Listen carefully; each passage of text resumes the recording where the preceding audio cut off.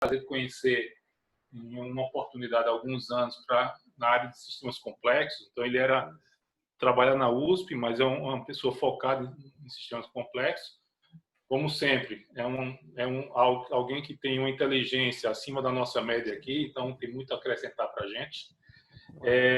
Nossa dinâmica aqui, o professor vai falar, né? Nós vamos gravar a partir do início da fala dele e vamos parar a gravação quando começarem as perguntas. Então, infelizmente, se alguém tiver algum tipo de problema em gravação, a gente não vai ter como controlar. Ele só vai gravar o que ele falar. Então, depois a gente corta a gravação. A gente vai transmitir a fala dele também pelo YouTube ou Facebook, né? A gente vai colocar aqui nos canais da Bytes. E é isso. Então, eu vou pedir eu vou mais uma vez agradecer vocês pelo tempo de vocês. Na semana passada, a gente houve um break, porque aconteceu um episódio que o nosso convidado desmarcou de última hora, a gente não conseguiu fazer. Mas agora a gente retoma com o professor. Na semana que vem, nós vamos ter a professora também, a Mariana Aldrigue, para falar de um tema aqui que é extremamente interessante para a gente, que é o turismo e a pandemia. Como é que fica isso? A Mariana, ela é a presidente do Conselho de Turismo da FEComércio no Brasil, além disso, é uma professora da área, da USP também. Então, acho que é bom se cercar de gente que tem muito para acrescentar. Professor, é com o senhor, então. As telas estão desligadas, eu vou desligar minha tela, mas qualquer coisa a gente está aqui. Tá bom. Então tá, eu queria agradecer o convite, tá certo? Pela oportunidade de falar com todos vocês. Essa reunião, eu sempre converso com o Manuel. Como o Manuel disse, nós nos conhecemos já há alguns anos. É muito prazeroso conversar com o Manuel, que é uma pessoa muito, muito culta, muito inteligente, e de vez em quando a gente troca ideias sobre a situação do Brasil. Então, essa apresentação nasceu de uma dessas conversas, porque a gente estava conversando sobre o impacto da pandemia na economia e na política brasileira, tá certo? Eu sou graduado em economia. Eu tenho mestrado e doutorado em administração, mas a minha área é estudar comportamento do consumidor ligado a sistemas complexos. Eu não vou entrar em muitos detalhes, porque acho que isso não interessa. E a gente estava conversando sobre isso, e o Manuel, como bom jornalista, acabou me fazendo algumas perguntas. Eu não percebi que ele estava me entrevistando, ou deve ser o hábito, talvez. E a gente estava falando, eu falei, olha, na minha opinião, o que ficou evidente dessa história toda é que o Estado brasileiro ele está falido, tá certo? Ele não está falido no sentido que as pessoas costumam pensar financeiro. Eu também acho que ele está a caminho de ficar falido financeiramente, apesar da reforma da Previdência, etc., se outras medidas não forem tomadas. Mas ele está falido porque ele não cumpre as funções de Estado. Quer dizer, e aí você olha para a situação que nós tivemos agora. O atendimento na saúde é falho, ele já era há muito tempo, tá certo? O auxílio emergencial, você fica patente que o governo não tem noção quem são as pessoas que necessitam.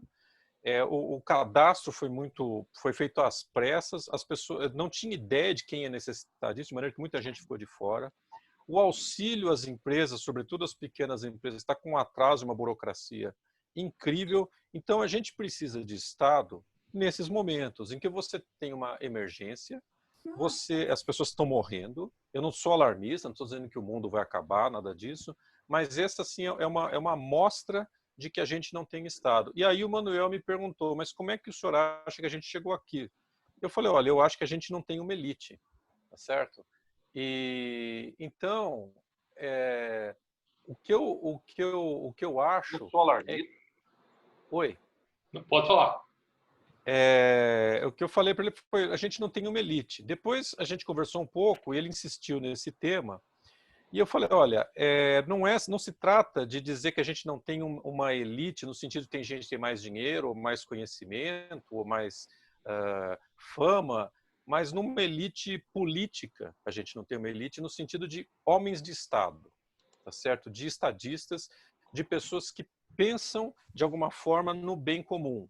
Eu não estou dizendo que todo mundo tem que pensar igual, tá certo? Mas o debate político tem que ser em volta de alguma coisa em torno do bem comum. E há muito tempo os partidos políticos deixaram de representar a população. Tanto é que você tem um conjunto enorme de movimentos, tá certo? Que foram surgindo, transpartidários ou não partidários, que depois acabam disputando eleições, etc., porque o sistema partidário brasileiro e o sistema eleitoral não conseguem representar a população. E esse sistema foi, então, construindo um arcabouço jurídico e também os grupos de poder foram se encastelando no Estado. Então, você tem a população que paga, e para usar uma frase que é sempre muito citada quando teve a proclamação da República, e a população bestializada olhava tudo aquilo. Só que, num mundo em que a gente tem cada vez mais acesso à informação e ficou muito ruim. Então a situação ficou insustentável. Desde os protestos contra a Dilma até agora, o que a gente tem é a população profundamente descontente com os rumos do Estado. E quando eu digo isso, eu não estou dizendo que tem que ter uma inteligência melhor ou uma inteligência pior, não é esse o meu ponto, tá certo? Não é se é de esquerda ou de direita, mas é que o Estado tem que realizar funções e depois cada grupo político vai dar o seu tom. Então, algumas políticas alguns estados, alguns partidos políticos vão favorecer mais educação, outros mais saúde, outros mais universidade, mas o Estado tem que funcionar, tá certo? E aí o Manuel falou, mas então o senhor não consegue me definir melhor uma elite? E aí eu fiz a lição de casa, tá certo? Que foi falar, olha, eu preciso pensar um pouco. Eu fui procurar nos trabalhos de sociologia. Sociologia é uma área que eu leio muito, apesar de ser formado em economia, para descobrir o que se dizia de elite. Tem a definição, e aí eu descobri que é uma discussão que tem se perdido ao longo do tempo. Nos últimos 100 anos, o termo elite é um termo cada vez menos usado, e quando é usado é sempre num sentido mais pejorativo, o que eu acho ruim, porque eu não estou defendendo que tem que ter uma elite que mande, tá certo? Eu sou um democrata convicto, tá certo? Não acho que tem que ter uma república platônica, que tem quem sabe manda e o resto obedece, não é disso que eu estou falando.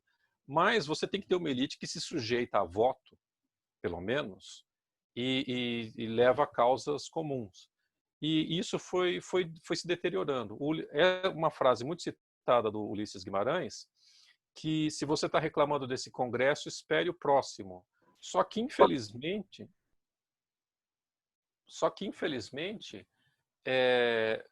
eu não sei se alguém tem uma pergunta, por isso que eu parei, tá certo? Não, professor, pode seguir. O combinado aqui é que o senhor explica e a gente pergunta depois. Tá bom, então. Então eu vou tentar ser o mais breve possível. Então, o que eu ia falando é que não se trata de ser elitista, de querer que um grupo iluminado dite o que tem que ser feito. Não se trata disso. Quer dizer, num país democrático isso não faz sentido. Mas em todas as áreas ter pessoas que se apresentem e consigam tomar conta da situação. O nosso congresso durante muito tempo nos últimos anos, foi liderado por aquilo que eu grosseiramente, vocês me perdoem a franqueza, eu chamei de o grupo a República do Acaju, aquele monte de senadores idosos fingindo que são jovens, com cabelo acaju, tá certo? Que em pequeno comitê determinam quais são as verbas que vão ser distribuídas para todo mundo, etc. Uma parte deles não foi reeleito, então você vê que a população vai tentando reagir de alguma forma, mas infelizmente o Estado já está deteriorado nesse grau. E aí então eu fui pensar numa questão elite. Primeira coisa é a definição quantitativa. Em qualquer atividade humana, tem um conjunto de pessoas que perfaz aquela atividade melhor do que outras. Então tem professores bons, tem jornalistas bons, tem políticos bons, enfim, vai ter tudo bom, tá certo? Mas aí, quando eu penso numa questão de estadista, eu penso também numa questão qualitativa. Então, eu acho que, quando eu me refiro a isso, eu acho que você tem que pensar, por exemplo, no coletivo. Mesmo que você tenha um grupo político, não é possível você dar tudo para o seu grupo político e deixar o resto da população à míngua. Quer dizer, o estado de negação que nós tivemos, sobretudo do executivo brasileiro em relação a essa pandemia, foi trágico, foi total desprezo pelo coletivo. O desprezo pelo coletivo também aparece um discurso nós versus eles, que permeou o debate político brasileiro, acho que nos últimos 20 anos. Tem sempre um grupo nós contra eles. Quando você perde esse senso de coletividade, que todos nós somos brasileiros, estamos nesse barco juntos, fica muito difícil você ter uma elite que pense a longo prazo. A gente tem um problema também que, dadas as circunstâncias brasileiras, nós somos curto-prazistas. A gente pensa sempre a curto prazo.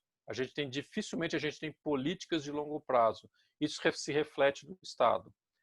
De novo, não quer dizer que todo mundo no Estado é assim. Em todos os ministérios, todas as secretarias, vai ter funcionários abnegados, gente trabalhadora que está tentando manter isso, tá certo? Mas a gente não tem planos de longo prazo. E não me entendam, não me compreendam como um estatista que diz que o Estado tem que dirigir a economia e todo o resto, nada disso. Mas os grupos políticos, nós ganhamos, vamos fazer o quê com isso? Eu sempre acho que o Fernando Henrique foi um ponto fora da curva.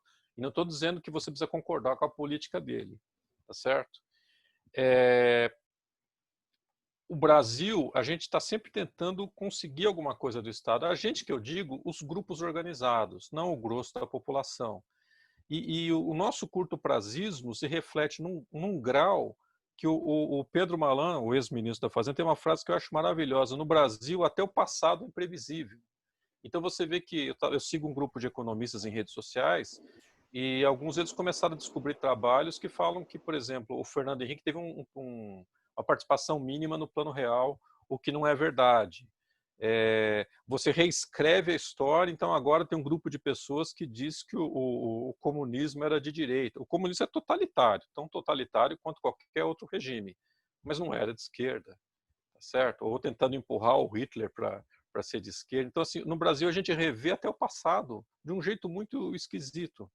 Então, além desse curto-prazismo e dessa falta de noção de coletivo, a gente tem uma questão da pessoalidade. O brasileiro não gosta de regras. Acho que a incapacidade das pessoas seguirem o mínimo de regras é impressionante, tá certo? Então, eu penso numa elite que concorda com as regras do jogo, tá certo? Você não pode desprezar o Supremo Tribunal quando ele te dá uma decisão que é contrária aos seus interesses e é favorável quando e você gosta do Supremo. O Supremo é o Supremo. Eu tenho restrições ao comportamento dos ministros do Supremo, como a maioria dos brasileiros que acompanha isso. Mas ou a regra vale ou não vale. E se não vale, tem que mudar a regra. Mas existe uma regra para mudar a regra, que é a Constituição, o sistema eleitoral, etc. E aí a gente tem um outro problema também. Eu acho que a gente acaba ficando uma sociedade sem princípios. Porque o princípio significa que você acredita no princípio quando ele é bom e quando ele é ruim. Eu vou dar um exemplo bem tosco, mas é que, inclusive, eu trabalho na USP. A USP é uma organização opaca. Pra vocês terem uma ideia, eu, como professor, às vezes eu tenho que recorrer ao site da transparência da USP para ter uma cópia de uma ata. Como a USP são muitas USPs, nós somos 52 escolas, pode ser que eu esteja lotado numa unidade da USP que tem esse padrão e os outros não têm, mas eu desconfio que não. Tá certo? E o que eu quero dizer com isso? Aí uma vez os alunos, os representantes dos alunos pediram algum documento que meu nome aparecia e o diretor perguntou se eu concordava em disponibilizar. E eu disponibilizei tudo. Porque ou você é a favor da transparência ou você não é. Se você é a favor, você reclama quando não recebe, mas quando pedem documentos que se referem a você, você tem que abrir mão também. Isso é ter princípio, tá certo? A regra boa é aquela que serve para o seu adversário, porque num sistema democrático, um dia você também vai usar dessa regra. Não dá para ficar mudando o tempo todo, tá certo? Então, eu acho que falta uma elite, no nosso caso, que tenha uma compreensão disso. Tem alguns políticos, mas eles não conseguem perfazer um grupo. Aí eu acho que tem um pouco também de um excesso de egoísmo. Aquele negócio de o mineiro só é solidário no câncer, que é uma frase do Nelson Rodrigues que ele atribui ao Otto Lara Rezende, não é bem assim, mas chega perto disso. Tá? E eu acho que foi amplificado com as redes sociais, com as mídias eletrônicas, porque é muito bom você dar um joinha, você se sente bem, mas qual foi a ação que você praticou junto com isso? É claro, ativistas das causas, a maior parte das pessoas tem que ganhar a vida, tem outras coisas para fazer, mas algumas você pode colaborar. E esse espaço público foi desaparecendo no Brasil, e foi desaparecendo em parte porque na medida em que você não conseguia ter uma renovação do sistema partidário brasileiro, que são sempre os mesmos políticos, mesmo quando perdem eleições, conseguem cargos, vocês vejam a luta dos partidos para bloquearem candidaturas avulsas. Então, o nosso sistema político acaba fazendo com que as pessoas, mesmo as que têm interesse, se desinteressem. Aí vira uma briga de quadrilha. E aí, mas o problema é que aí também é uma quadrilha sem elite. É uma quadrilha para se apoderar do Estado, cada um do seu jeito, mas para citar uma coisa que é sempre muito citada, que é o livro do Mário Puzo, né, do Poderoso Chefão, que a maior parte das pessoas viu o filme, o livro também é bem interessante, embora seja bastante violento. É o problema de ser ruim para o negócio. Se você massacrar demais a população, se você roubar demais, é ruim para o negócio, que as pessoas se revoltam. Então, as revoltas que a gente tem percebido, as manifestações que têm aparecido regularmente, são um sinal disso. As pessoas cansaram e não estão vendo saída para isso, certo? Então, a gente precisa disso. Aí a pergunta que fica é como é que nós chegamos a isso? Obviamente, eu não pretendo reproduzir a história do Brasil para vocês. A primeira coisa é deixar bem claro o seguinte: a nossa democracia não é perfeita, mas ela funciona. Vocês vejam, por exemplo, como esse partido, PSL, que era um partido insignificante, elegeu uma quantidade enorme de pessoas, seguindo a eleição do atual presidente. As pessoas estão percebendo como é que funciona o sistema eleitoral, que não adianta você votar num candidato e votar em várias pessoas de vários partidos, que o nosso sistema eleitoral permite isso. Permitia coligações, agora vai acabar, o que é uma coisa boa. Mas ainda assim a gente tem um conjunto de deputados que não teria voto muito grande. Então, aí a pergunta que vem dessa minha discussão sobre elite é como é que a gente gerou uma situação que tem uma falta de elite? Eu vou responder assim em dois caminhos muito rápidos, que eu já falei 10 minutos, tá certo?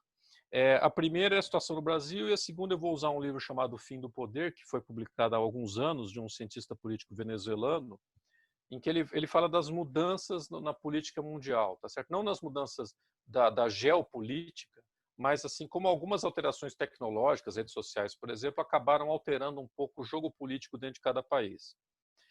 Então, eu acho que a gente chegou nessa situação por causa da cultura. Eu já falei um pouco da nossa. A gente tem uma cultura do jeitinho, do não se preocupe, isso vai dar certo, no final eu conserto. A gente tem um problema do sebastianismo, a volta de um Messias. Então, a gente está sempre esperando um Salvador que vai aparecer. A gente copiou muito isso de Portugal. Eu não me pergunto se não é uma mentalidade latina, porque a gente teve, por exemplo, um magnata que foi dono do Milan, esqueci o nome agora, que foi primeiro-ministro na Itália. Enfim, a gente está sempre querendo vota numa pessoa que vai resolver o problema. Não vai, tá certo? Isso está ligado a duas características nossas. Uma é pensamento mágico, mas pensamento mágico geralmente, mas não só, está ligado a baixa escolaridade. Você não entende o mundo, então atribui a outros efeitos, e aí tem um vasto campo de teoria das conspirações. A gente tem pensamento totalitário. Nós não somos democratas. Vocês vejam a nossa discussão sobre fake news agora, por exemplo. Tudo é censura. Todas as soluções que são propostas é censurar.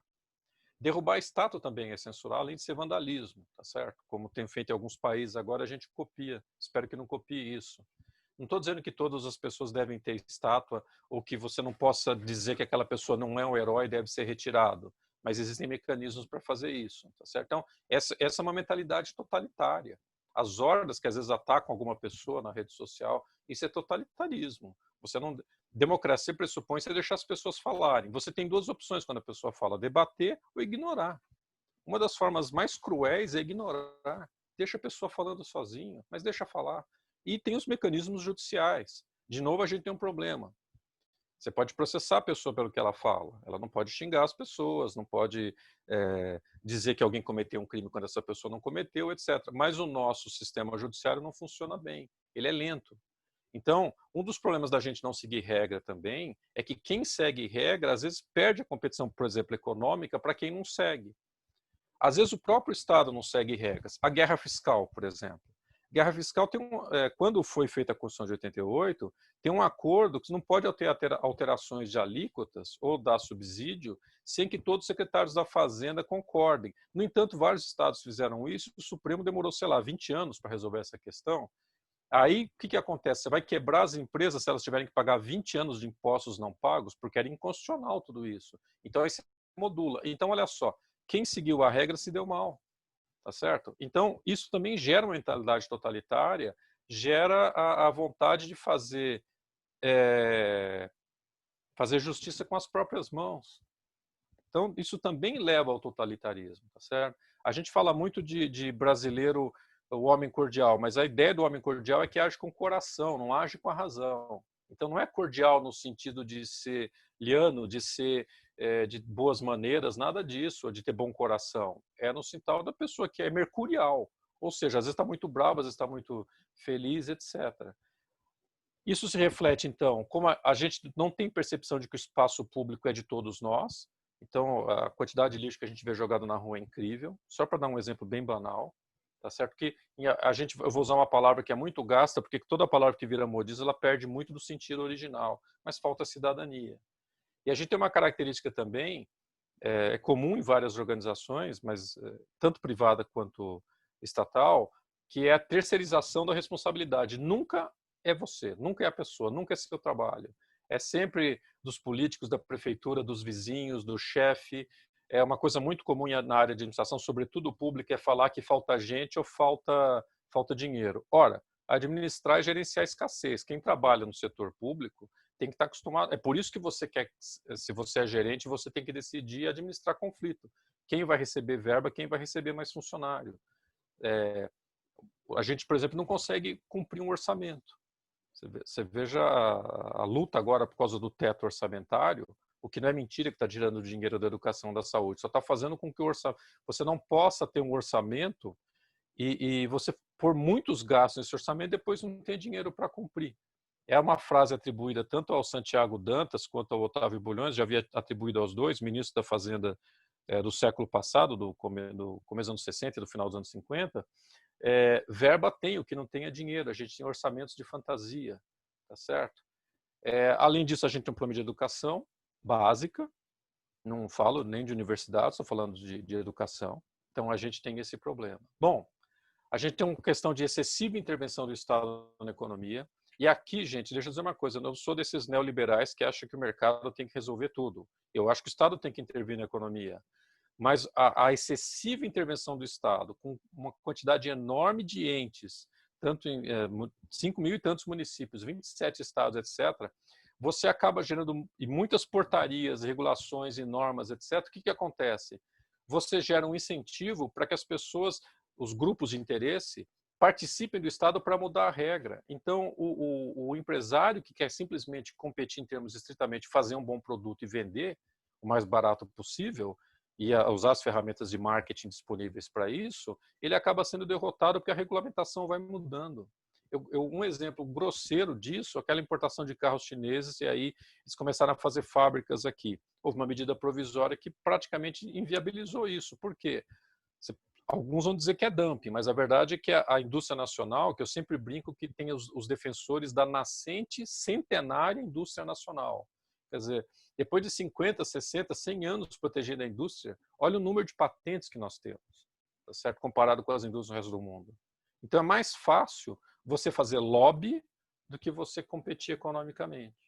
É uma dependência do Estado. Não faz sentido os cargos mais altos, as carreiras mais bem pagas do Estado, colocarem as pessoas nos 10% mais ricos do país.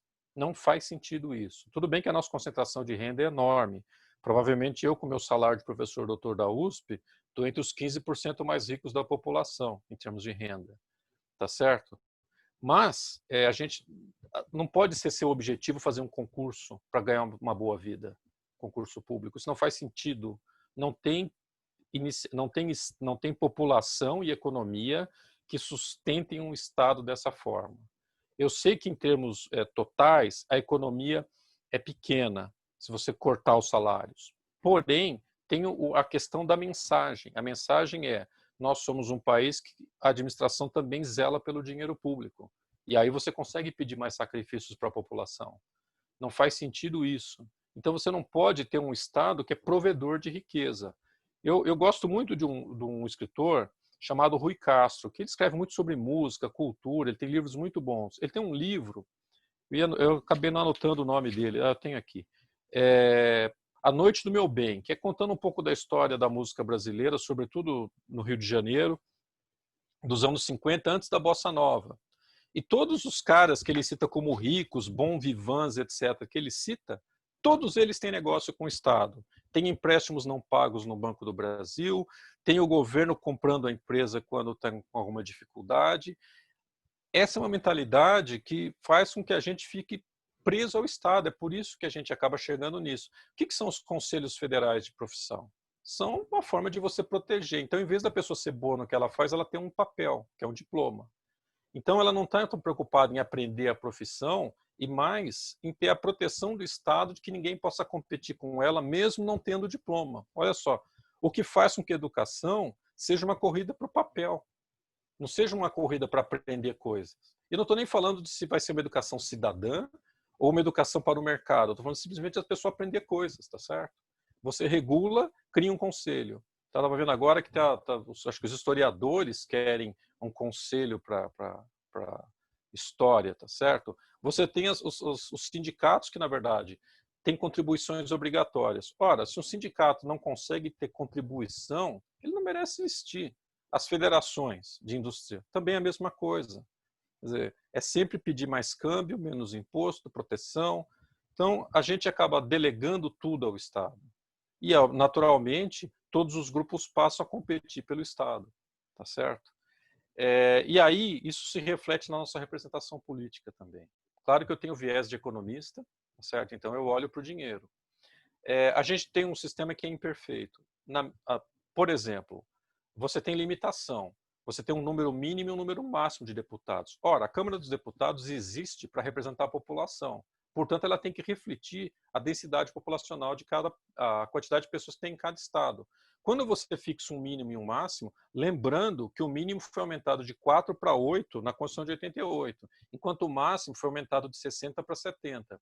Então, você teve um monte de estados que ganharam 4 deputados, o estado de São Paulo ganhou mais alguns, ganhou 10, tá certo? Aí você fala, nossa, quer dizer que você está defendendo o domínio de São Paulo. Não, por isso que o nosso sistema é bicameral. Tem graduação, tem Câmara dos Deputados e Senado. Ou seja, você tem 2 senadores por estado, são 3. Você tinha 2 senadores por estado que representam os estados e, portanto, impedem que um estado muito populoso domine o Congresso. Só que aí a gente ficou com 3. A maior parte dos países que usa, sobretudo os Estados Unidos, que usa essa regra, tem 2 senadores. De onde veio esse terceiro senador? Era o antigo senador biônico da ditadura, que criou esse senador que não tinha voto porque estava perdendo a maioria no Congresso. E a Constituição de 88 manteve. Então, os estados menos populosos, eles não apenas têm mais deputados proporcionalmente, como eles têm mais senadores proporcionalmente. Tá certo? Aí você fala, nossa, que esse sujeito quer massacrar os pequenos estados. Não, eu quero uma federação que funcione. Para isso, a população tem que ser ouvida. Se a maior parte da população está em alguns estados, ela tem o direito de ser ouvida. Tá certo? Isso não significa deixar a míngua aos outros estados. Mas, vocês vejam, muitos estados do Nordeste são um revezamento de famílias. Então, há anos que você... eu estou falando do Nordeste, mas eu sou neto de baiano, tá certo? Então, não é que eu tenho algo contra, pelo contrário. Mas essa é a questão. E aí os grupos vão participando do Estado e vão jogando uns contra eles. Então é muito fácil falar, você sofre aqui no Nordeste porque os paulistas são ricos. Primeiro que a maioria dos paulistas é pobre, tá certo? Por uma simples questão de concentração de renda. Segundo, que eles não estão explorando os nordestinos, tá certo? E a gente vai dando dinheiro e não funciona. A Zona Franca de Manaus, que foi criada e tinha um prazo para acabar, que já acabou, né? Mas foi renovado e você tem sempre uma luta para manter os empregos. Ora, eu já falei para vários colegas, inclusive para o Manuel uma vez, é mais fácil você pegar todo o cálculo do subsídio que é dado para aquelas indústrias e distribuir o dinheiro para as pessoas que moram lá. Vai ter um impacto na vida dessas pessoas muito maior do que o subsídio. Se a Zona Franca ainda precisa de proteção depois de 40, 50 anos ou mais. tá certo? Então, a gente tem esse problema. Então, em resumo, a gente tem um baixo nível educacional, a gente tem insegurança jurídica, a gente tem ineficiência estatal, a gente tem uma cartelização pedida, inclusive, pelos empresários, com apoio de sindicatos, e a gente tem proteção governamental para tudo isso. A gente tem uma economia que não cresce a longo prazo. Aí você tem um Estado mal administrado, ocupado por grupos que se encastelam em cada área do seu Estado. Não tem como isso funcionar. A pandemia desnudou isso, tá certo? E aí eu vou pegar um autor chamado o Naim, o Moisés Naim, que ele tem um livro chamado O Fim do Poder, em que ele fala que o poder está mudando. Tá certo? Lembrando que poder tem várias definições, mas é você conseguir que um grupo de pessoas faça ou não, ou deixe de fazer algo que você, de acordo com o seu comando. Tá certo? Pode ser persuasão, pode ser carisma, pode ser burocracia, pode ser de umas várias formas. Daí vem a formulação que a guerra é a continuação da política por outros meios. Por quê? Porque a política pressupõe a ausência de violência física ou de agressões a partir, mesmo que não sejam físicas, tem um limite para isso. A partir disso é guerra. Quando você tem grupos políticos que acham normal usar violência, e notem que não são só os seguidores do ex-presidente. Quantas vezes nós não vimos aqui em São Paulo manifestações pacíficas, entre aspas, que estavam depredando coisas ou batendo em pessoas? Se você aceita a violência, se você parte por nós contra eles, você está fraudando as regras de convivência democrática. E aí você vai expandindo a definição de violência para tudo ser violência, tá certo? E aí isso te dá o direito de ser violento também. Não tem como funcionar dessa forma, tá certo? Bom, o Naim ele fala o seguinte, que o mundo está ficando mais complexo, ele está ficando a interligação, os meios de comunicação, que é uma coisa que já foi dito muitas vezes. Você tem mais gente, mas ao mesmo tempo você tem mais riqueza sendo produzida. Tá? Ao contrário do que as pessoas pensam, da Revolução Industrial para cá, menos pessoas no mundo são pobres, proporcionalmente à população. Não é que não tem pobre e não é que não tem gente muito pobre, tá certo? Mas proporcionalmente à população isso diminuiu, a população mundial. Tá? Você tem mais mobilidade, o que por um lado, com uma pandemia como essa, vocês veem a tragédia que é, mas as pessoas conseguem mudar, tentar ir para outros países, etc., mudar de lugar dentro dos próprios países, e você tem uma mudança de mentalidade. Porque à medida que você tem uma classe média, que já tem 100 anos, em alguns países mais, em outros lugares menos, você tem uma expectativa do que você espera do Estado e que você espera da vida. E nos últimos anos, isso não aconteceu mais, tanto no Brasil como em outros países. Os estudos mostram que você está tendo concentração de renda de novo em alguns lugares, tá certo? E uma classe média que está sendo apertada para manter o que ela considera um padrão de vida digno, tá? O Tony Judt tem um trabalho muito bacana discutindo, por exemplo, a revolta de 68 sobre isso. Mas eu vou pular porque senão a gente não sai daqui hoje, tá certo? Eu já falei eu falei 33 minutos até agora, então preciso acelerar. E isso passa a exigir então do Estado que o Estado seja Estado, tá certo? Quando a revolta chega na classe média, as pessoas saem na rua, porque a periferia é invisível. Enquanto ela não quebra a coisa, infelizmente é assim que funciona, tá certo? Então, e ao mesmo tempo, no caso brasileiro, você tem um Estado que entrega muito para alguns, entrega pouco para a maioria, com um sistema político que é imperfeito. Aí, esse sistema político faz regras para se perpetuar no poder. Tá certo? Quando alguém ou algum grupo consegue uma brecha, ou ele é cooptado, ou você muda a legislação. Uma das revoltas que muita gente tem com o Supremo é que quando perseguiam perseguia não no sentido de fazer perseguição, mas quando os promotores investigavam, etc., um conjunto de pessoas, as decisões eram de um jeito. Aí, eu acho bonito os termos que eles usam em direito, o ministro evoluiu, ele mudou de posição.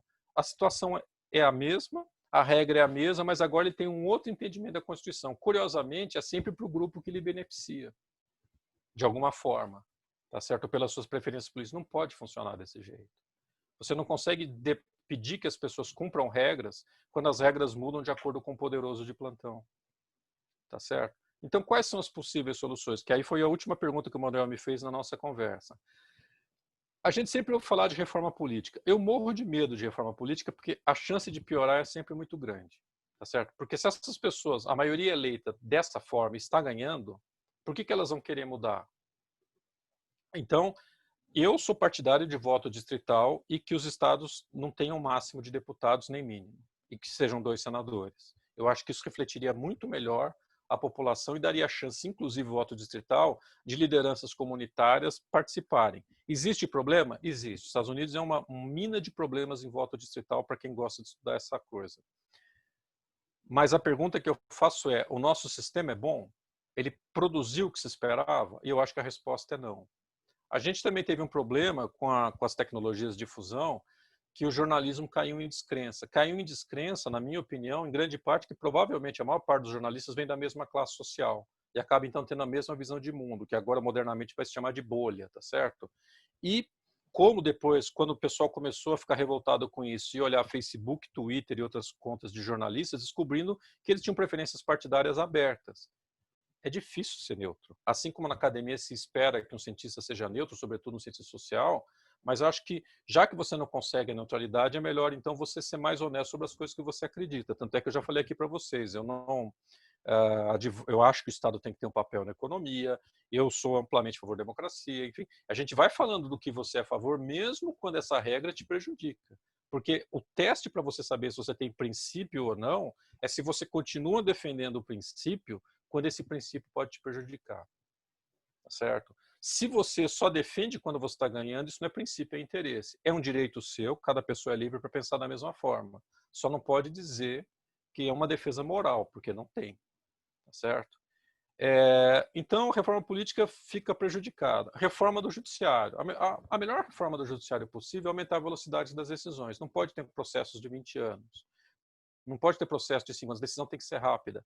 E a execução tem que ser rápida. Não adianta só decidir, tem que executar.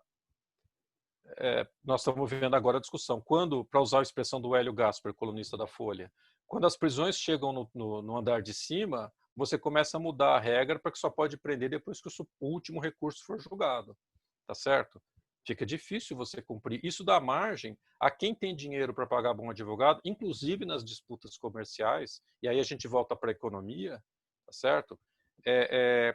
A gente volta para essa situação, quer dizer, a justiça como uma forma de emperrar. Mas tudo isso que eu falei até aqui, tirando a questão da elite, a ausência de elite, um pouco do sistema político, acho que vocês já ouviram de várias pessoas, tá certo?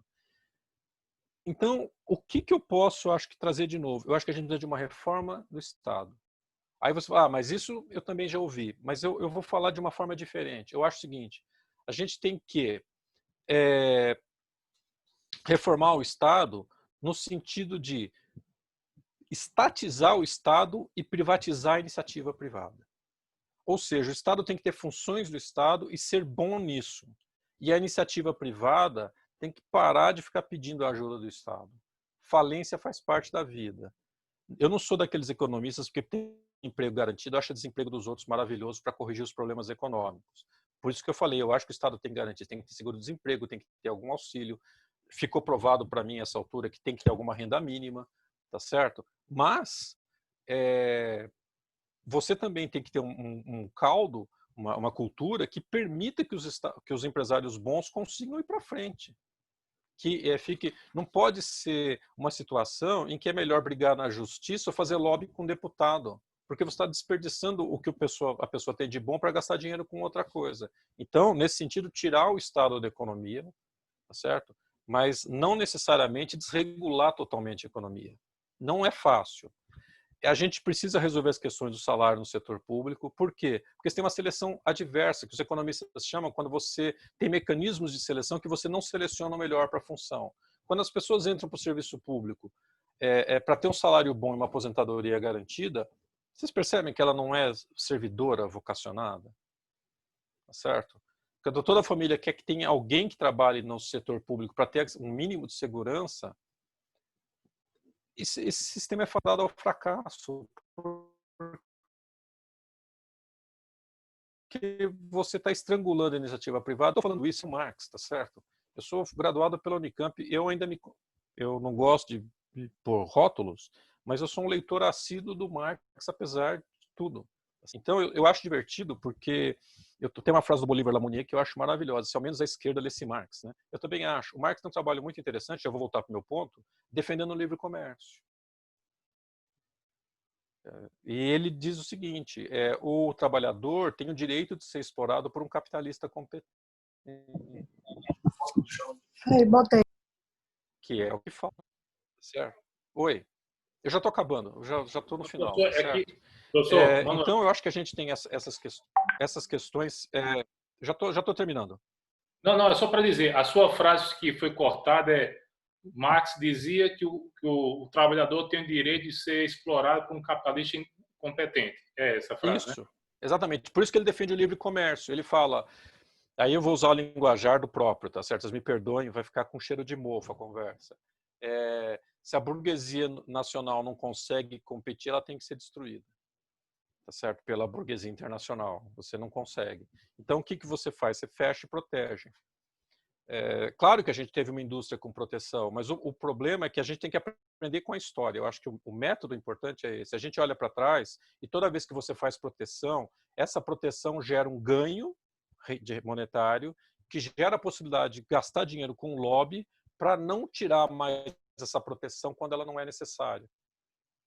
Então, a gente tem que aprender com a história. Problemas novos demandam soluções novas. A gente tem um mundo novo, de mais tecnologia. Olha aqui, eu estou dando uma palestra para você sentado na cadeira do meu escritório, na minha casa. Tá certo? Então, não dá para olhar para o passado e querer copiar soluções do passado, porque esse é o meu ponto. Então, a gente tem que privatizar a iniciativa, passar a competir mesmo, mas a gente tem que estatizar o Estado. Certo? Estatizar o Estado significa essa palavra maldita. Eu sou professor da USP, eu já ouvi uma colega falando essa meritocracia faz confusão do ser humano, tá certo? Simplesmente não faz sentido você poder ficar encostado 20 ou 30 anos e não ser punido. Ou pessoas que um trabalha bem, outro trabalha mal, ganham o mesmo salário.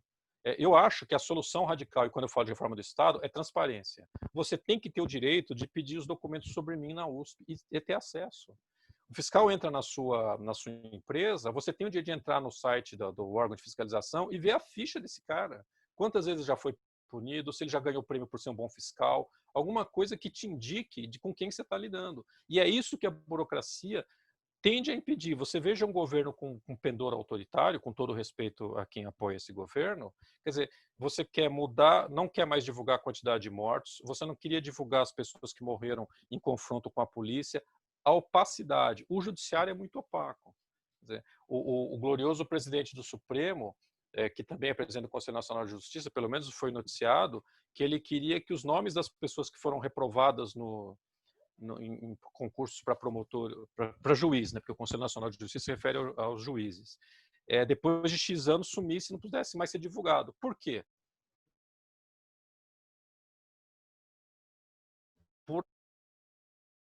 Por acaso ele foi reprovado, tem que ser transparente, porque o Estado é do cidadão. Tá?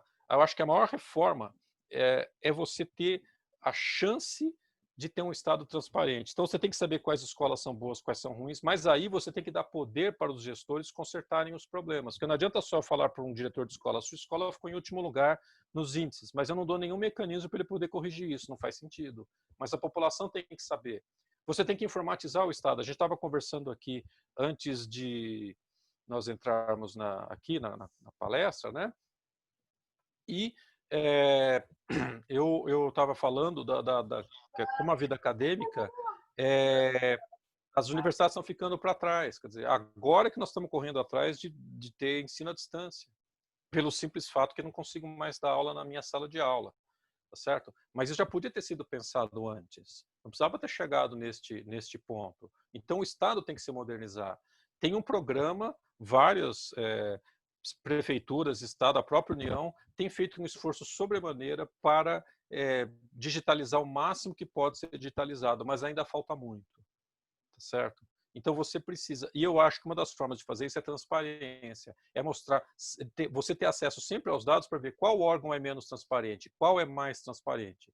Vocês vejam que tudo que esse sistema político quer é ter portaria sigilosa, como no tempo do Sarney, que tinha aquelas portarias do presidente do Senado, lembram disso? Que você tinha promoção de funcionários numa portaria que não sai publicada no Diário Oficial. Olha o absurdo que a gente chega nisso. certo? A própria Receita Federal, como se defende, os próprios conselhos profissionais, eu acho que você tem que ter o direito de saber, já que vai ter o conselho, você tem que saber para onde o dinheiro vai, quanto eles recebem, tá certo? Quem são os profissionais, já foi punido, não foi? Cobrados dos conselhos quando não punem profissionais, porque são órgãos paraestatais, recebem dinheiro. O Estado tem uma lei que você é obrigado a contribuir com o seu conselho. Então, eu acho que se o Estado te obriga a contribuir, você tem que ser sujeito às transparências do Estado. De novo, então, se você vai ser estatal, porque tem uma lei que te determina isso, você vai seguir as regras de transparência estatal. Você quer ser privado, você tem que ser totalmente privado. Tá certo? Eu acho que essa separação é que falta. É uma questão cultural? Claro que é. Mas eu acho que isso cria a chance de você ter uma seleção que não seja diversa, ou seja, uma seleção que permita que as pessoas que têm interesse nos negócios do Estado, pensando no coletivo, tenham chance de ascender e tenham chance de participar da política e, pela transparência, conseguirem melhorar isso, tá certo?